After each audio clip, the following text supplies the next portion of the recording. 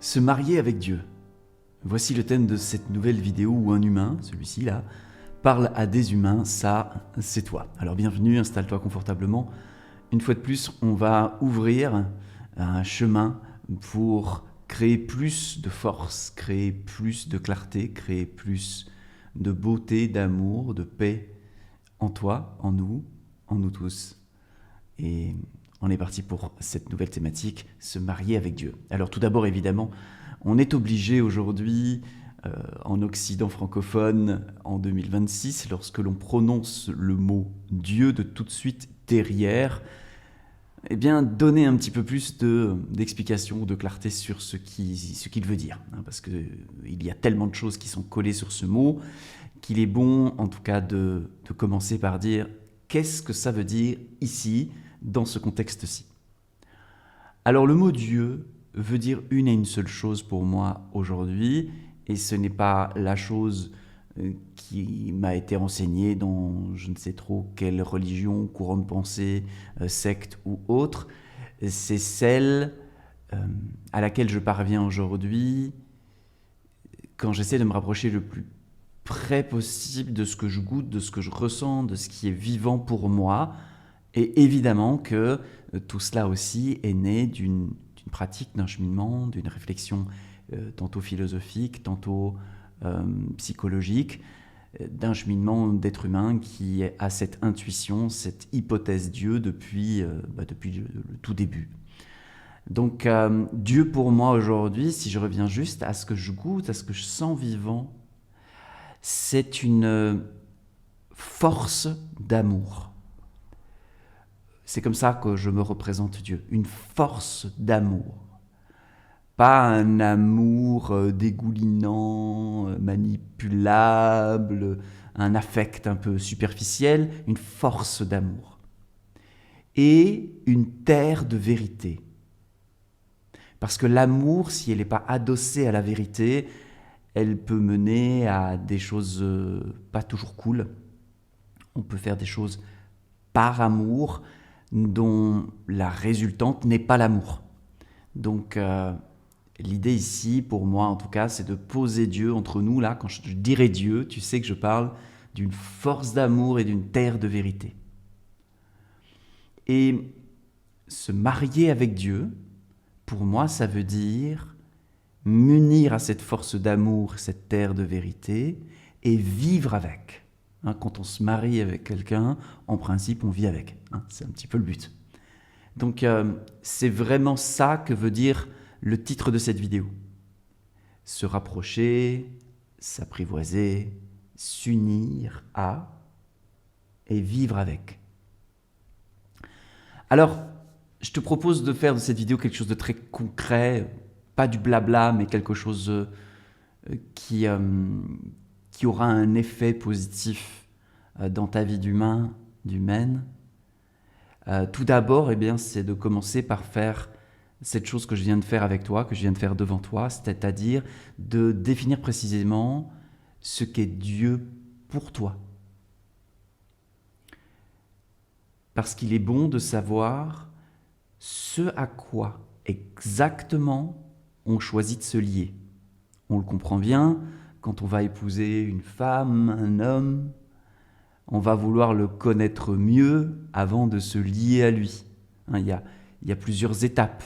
On va essayer d'apprendre à connaître la personne, à connaître ses valeurs, à connaître sa façon de vivre, pour voir si on veut se mélanger à une personne qui porte ses valeurs, qui porte cette façon de vivre. Eh bien, c'est la même chose.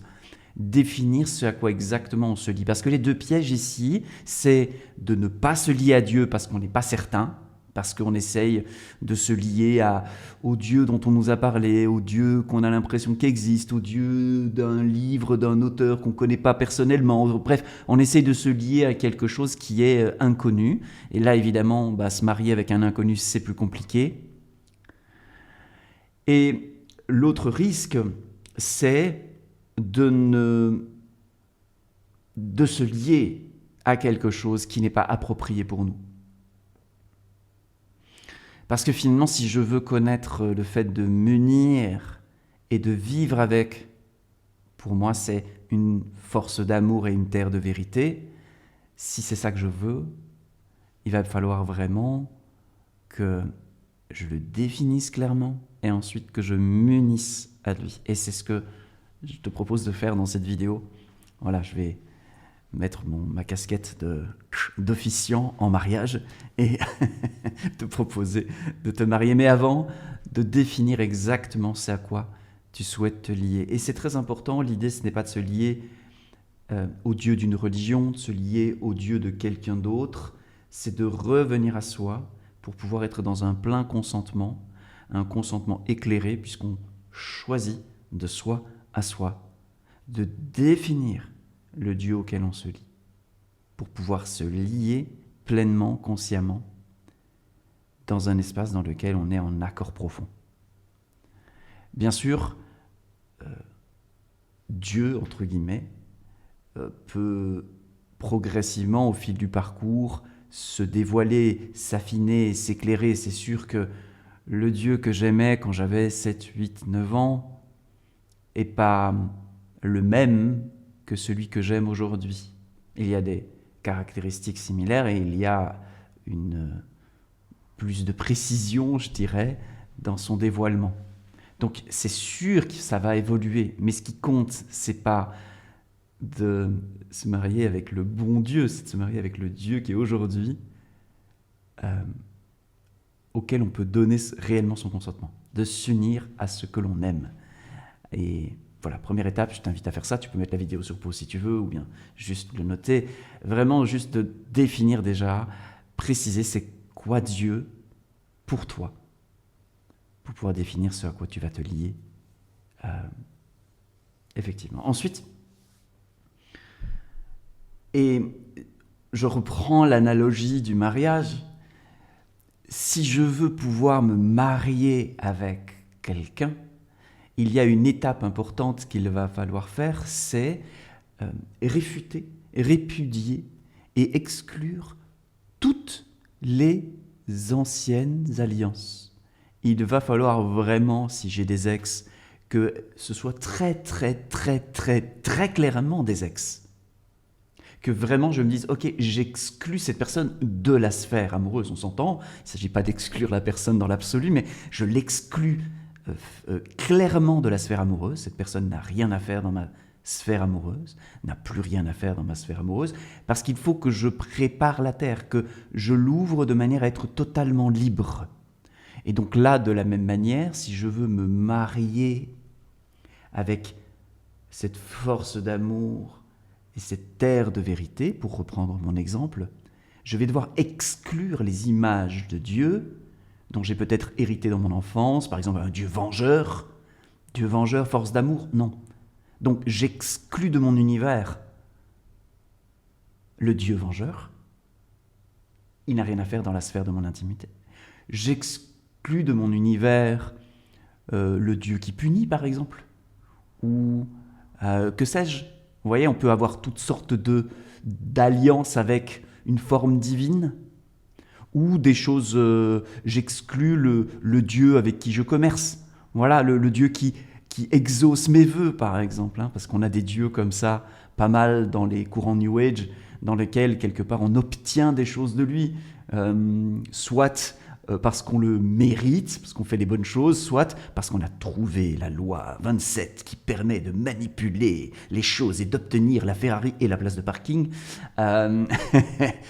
Évidemment que non, c'est pas de ça dont je parle ici, en tout cas, chacun fait ce qu'il veut, mais ce sont pour ma part, en tout cas, dans mon expérience, j'ai l'impression des impasses et que j'ai empruntées, hein, donc je ne juge pas ceux qui les empruntent, je souris juste en me disant j'ai été bête de ne pas voir que c'était des impasses, mais bon, voilà, ça fait partie du parcours et ça a peut-être une utilité que je ne perçois pas complètement aujourd'hui encore. Donc voilà, c'est juste pour tourner ça un petit peu en rigolade, parce que de la même manière que ce petit enfant qui croit encore au Père Noël, au bout d'un moment, ça devient, jusqu'à un certain âge, c'est mignon. Passé un certain âge, ça devient un petit peu problématique. Si tu croises une personne qui a 40 ans qui croit encore au Père Noël, mais premier degré, tu vas te faire... Et alors, qui lui dit Voilà, c'est un petit peu ce ce sourire-là. Bon, revenons. Réfuter, répudier, exclure toutes les anciennes alliances. Je vais devoir faire de la place. Ça veut dire que je vais simplement dire, ok, maintenant moi là, Dieu c'est ça, et donc ça n'est plus ça, ça n'est plus ça, ça n'est plus ça, ça n'est plus ça. C'est une manière de faire, par exemple, quand on a été peut-être dans un courant religieux, un courant spirituel, une secte, ou peu importe, que ce soit des choses plus ou moins positives, et qu'un jour on se dit « Non, je sens que c'est plus ma place », mais il va être important de repréciser c'est quoi Dieu pour moi, et de m'assurer que je sois bien en alliance avec lui, parce que si je suis sans alliance, il ne faut pas faire ça, c'est pas une bonne idée. Mais si je suis dans une mauvaise alliance, c'est pas bien non plus. Donc si j'ai été pendant un certain temps dans une mauvaise alliance, une alliance dans laquelle je suis plus tout à fait confortable, il va être important pour moi de repréciser Dieu, c'est ça pour moi. Et j'exclus par conséquent ce courant de pensée pour qui Dieu est, je te donne un exemple concret, mais si pour moi Dieu est une force d'amour, et que pendant tout un temps j'étais dans un courant spirituel dans lequel on disait Dieu, si tu fais le mal, il te punit, il va falloir que je choisisse. Est-ce que je veux m'unir à une force d'amour? Ok, si Dieu est pour moi une force d'amour, alors j'exclus ce courant de pensée. Je le réfute. Je le rejette. Je le rejette pas de manière absolue en disant « Ceci est le mal et il faut tous les brûler ». Non, non, non. Je le rejette de mon univers. Je l'éloigne, je le sors de moi, je le vomis parce que ça devient indigeste, c'est ça l'idée. Et là, je fais de la place. Je retrouve un estomac qui fonctionne bien. Désolé pour la métaphore et que celle-là qui est passée. Bon, voilà, on fera avec, mais tu as compris le sens. Une fois qu'on a fait ça, et seulement une fois qu'on a fait ça, définir précisément et exclure de mon univers tout ce qui n'est pas fidèle et cohérent avec cela, là maintenant il y a de la place pour sceller cette alliance, cette nouvelle alliance, pour m'unir à, pour me marier avec ce que je viens de définir, qui est fondamentalement Dieu pour moi. Alors je m'unis à ce que j'ai choisi.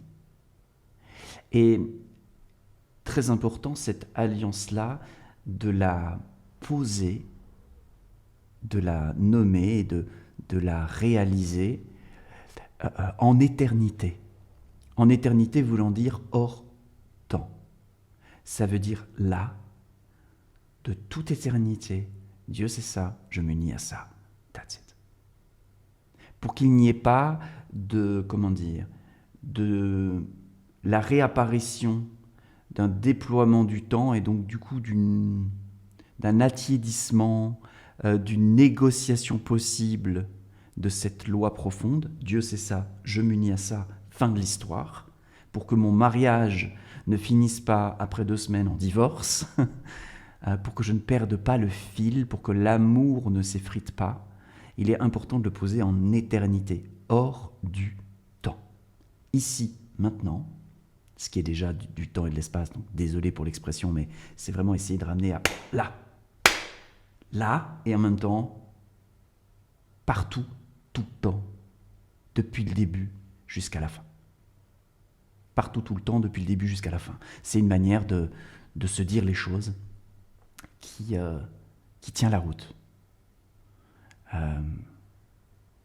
Jadis, on disait jusqu'à ce que la mort nous sépare, ça ce sont pour les mariages humains, et c'est très important, jusqu'à ce que la mort nous sépare, ce qui veut bien dire que dès l'instant où survient la mort, le mariage peut se délier. La promesse qu'on s'est faite de compagnonnage durant la vie humaine s'arrête quand le corps s'arrête.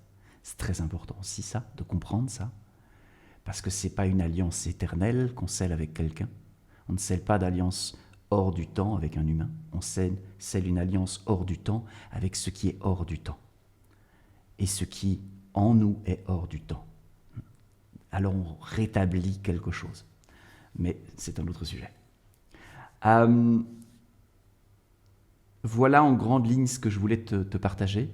Alors évidemment, pour se marier, pour tout ce qui va toucher à des actes particulièrement importants et fondateurs dans nos vies, il va être intéressant de le faire sous forme ritualisée. Alors, ritualisée, ça veut dire simplement que pour nous, notre manière à nous de faire une cérémonie de ce choix, de cette décision, ça peut être d'allumer une petite bougie, ça peut être d'aller s'asseoir au pied d'un arbre, ça peut être de demander à une tierce personne qui est pour nous une autorité spirituelle d'officier, ça peut être plusieurs choses, mais il va être important que pour nous-mêmes, au moment où on pose cela, ce soit posé dans un espace qui n'est pas l'espace habituel du quotidien, l'espace habituel de fonctionnement, mais comme un espace précis, particulier, différent, qui résonne donc avec plus de puissance, pour que cette alliance-là soit vraiment forte, profonde. Pourquoi je dis ça? Parce que c'est de cette alliance-là que peut naître notre force intérieure. Et actuellement, la force intérieure est mon sujet d'étude, et j'ai d'ailleurs à ce sujet ouvert un canal Telegram que tu peux rejoindre, le lien est dans la description, c'est totalement gratuit, j'y poste tous les jours un audio de 3 à 7 minutes pour partager avec les membres de ce canal des pensées, mais aussi une intention de créer plus de force intérieure, de révéler la force intérieure, d'amener cette force intérieure à pouvoir du coup eh bien, se présenter dans nos actions, se présenter dans nos relations, se présenter dans nos entreprises et faire un pas de plus à partir de la force intérieure, dans l'expression de cette force intérieure. Ça me semble capital aujourd'hui parce que je pense qu'individuellement on en a tous besoin, mais je pense que collectivement on en a également énormément besoin. Et avoir à ses côtés quelqu'un qui cultive sa force intérieure, cultiver nous-mêmes notre force intérieure, et être capable de s'inspirer les uns les autres, de se dynamiser les uns les autres, de se soutenir les uns les autres dans le fait de développer une force à l'intérieur de nous que l'on va pouvoir faire déborder autour de nous, ça me semble à la fois important et en même temps ça me donne énormément de joie. Et donc j'ai eu le désir de créer ce canal que tu peux rejoindre qui se trouve dans la description de cette vidéo, en premier lien. Le canal Force intérieure pour au quotidien développer ta force intérieure et pouvoir véritablement développer aussi de l'amour et de la réussite. Voilà, c'est ici que je vais mettre un point à cette nouvelle vidéo. J'espère que tu y as trouvé des idées, des pistes, une énergie pour continuer à marcher ce chemin d'humain, parce que évidemment cette série Un humain parle à des humains n'existe que pour ça. À l'ère de l'IA, il me semblait important de juste garder ouvert un petit espace dans lequel c'est juste un humain, avec ses imperfections, avec ses bredouillements, avec peut-être ses incohérences par moments, mais un humain qui parle à des humains. Alors voilà, si cette vidéo t'a touché, t'a semblé pertinente, tu peux la remercier avec un petit pouce. Également, si tu le souhaites, eh bien, l'espace commentaire est ouvert pour tes questions, tes réactions, tes propositions de prochaines vidéos.